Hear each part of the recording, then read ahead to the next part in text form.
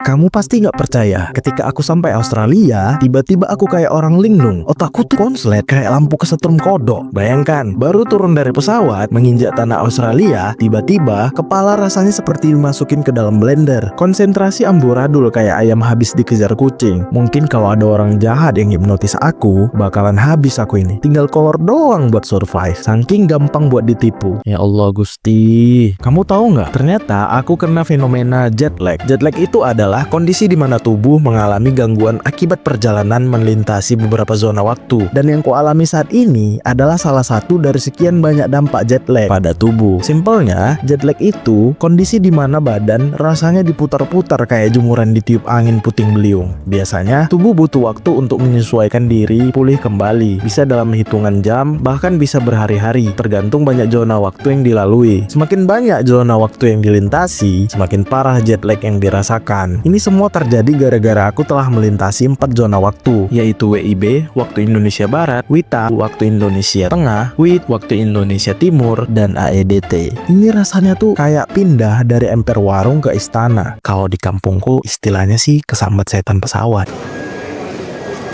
Bolu.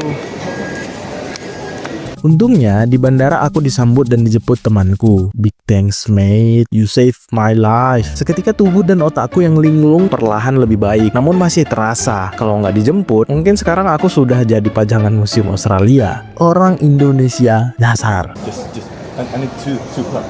Okay. Yeah. To Sankara. Yeah. But it will be just for 28 days. This one. Is that right? Yeah. Okay, can I have the passport? Okay.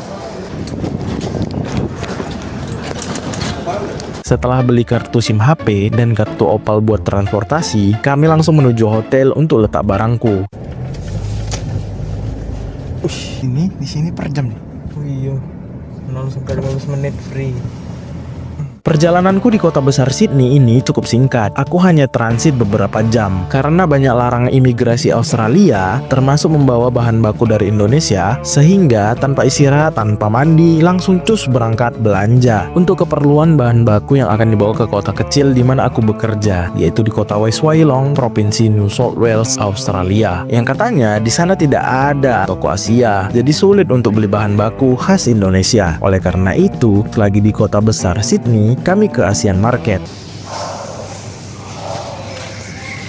Toko Asia ini terletak di daerah Mascot. Di sini banyak menjual dari produk lokal negara Asia, terutama Indonesia, seperti tempe, tahu, terasi, sampai jajanan lokal Indonesia ada dijual di sini. Dan kagetnya, minuman badak yang diproduksi dari kota asalku di Indonesia ada tersedia dijual di sini.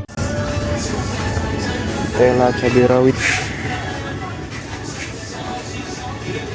bawang merah,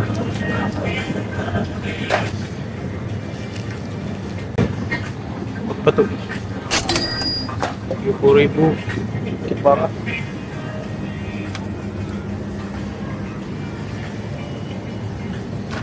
Putih.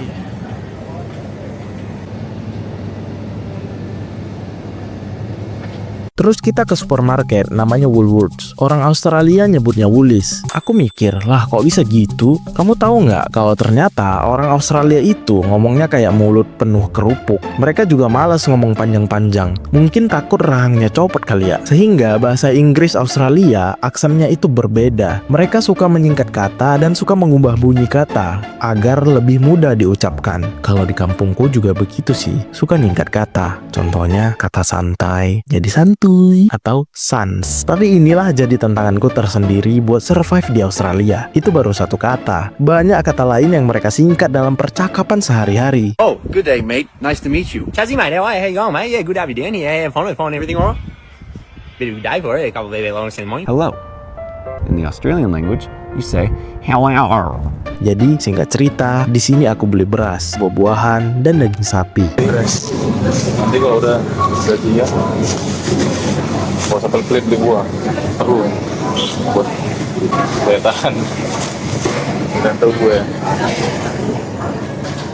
Kami berangkat lagi kembali ke hotel meletakkan belanjaan. Tanpa babi ibu, langsung cus berangkat jalan-jalan menikmati kota Sydney. Sepi kali. Nggak ada yang jual es teh.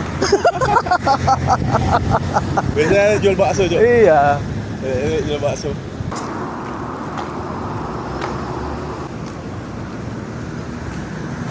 Merasakan pengalaman pertama kali memakai kartu Opal buat tap bayar naik kereta menuju daerah-daerah di kota Sydney. Namun kalau udah punya mobile banking Australia, bisa juga langsung bayar dengan cara tap HP kalian tanpa kartu Opal untuk naik transportasi umum di Australia. Menimbang aku belum daftar rekening bank di Australia, jadinya aku hanya bisa menggunakan kartu Opal.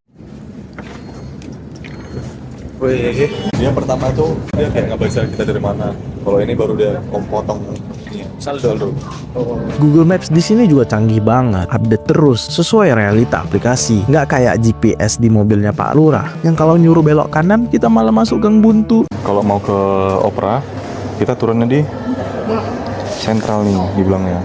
Turun di Sentral, lanjut lagi. Ada lagi tren, siapa lagi? Jadi kita dari Maskot kan. Nah, Maskot T8.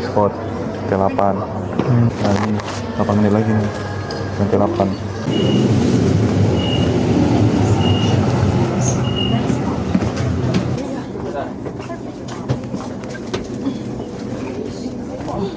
Wah, keretanya bersih, rapi, orang-orang tertib. Beda sama di kampung. Masuk angkot harus cari posisi supaya pantat nggak nyangkut. Di sini berasa mimpi. Akhirnya kesampaian di ikonik Australia, Opera House. Suasananya cukup ramai, pemandangan indah di tepi laut dengan background jembatan Harbour Bridge. Bersukaria menikmati keindahan ini. Kemarin kita makan Korea juga enak.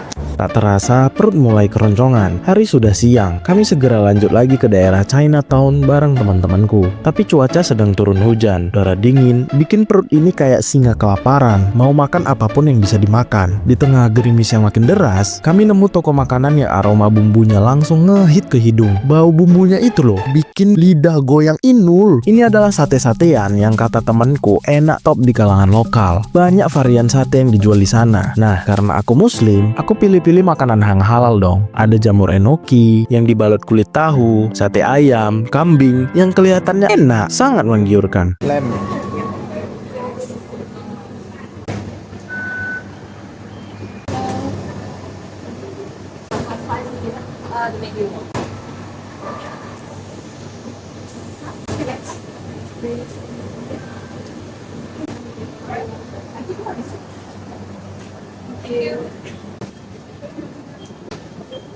Aku sama teman-teman langsung serang makanan ini dengan lahap. Tiap gigitan terasa nikmat banget. Bumbu meresap sempurna. Enak pol. Tapi pas lagi enak-enaknya makan, otak baru nyambung. Lah ini kan digoreng campur-campur. Ya Allah Gusti. Kayak udah masuk surga tapi ditendang balik ke bumi. $4. Bayangin aja, sate ayam yang udah masuk ke perut ini digoreng di minyak yang sama. Setiap gigitan yang tadinya terasa nikmat jadi mual. Bukan cuma soal rasa, tapi soal keyakinan. Nah, buat kalian yang traveling, ingat halal itu bukan cuma soal label, tapi proses. Setiap detail penting. Aku rela nolak makanan senikmat apapun demi keyakinan aku. Ampuni aku ya Allah. Selesai makan, lanjut lagi berjalan keliling. Masih di kawasan Chinatown, kami mengunjungi salah satu area hiburan seperti time zone di Indonesia. Seru banget. Ngomong-ngomong, entah udah berapa kali aku dan teman-temanku naik turun kereta ke satu kawasan ke kawasan lainnya. Saking serunya, banyak tempat yang gak sempat aku rekam, terutama momen makan di restoran Indonesia, The Penyets namanya. Kemudian restoran Korea dan restoran Thailand. Nanti kapan lagi aku bakal ambil request cuti liburan ke Sydney buat nyeritain ke kamu hal-hal seru di kota Sydney. Lanjut, naik kereta lagi, terus kita ke CBD Town Hall. Di sini banyak pengamen, tapi bukan sembarang pengamen. Mereka ini kayak konser mini, dan yang bikin aku makin respect, mereka pakai speaker, mic, alat musik, lengkap. Beda sama di kampung, yang hanya modal tutup botol Fanta, dengan suara yang bikin ayam tetanggaku mati mendadak. Damn! Yang bikin kaget, mereka punya izin resmi dari pemerintah. Di kampungku, pengamen paling-paling izinnya sama preman setempat. Soal suaranya, kualitas panggung festival. Dengerin deh suaranya.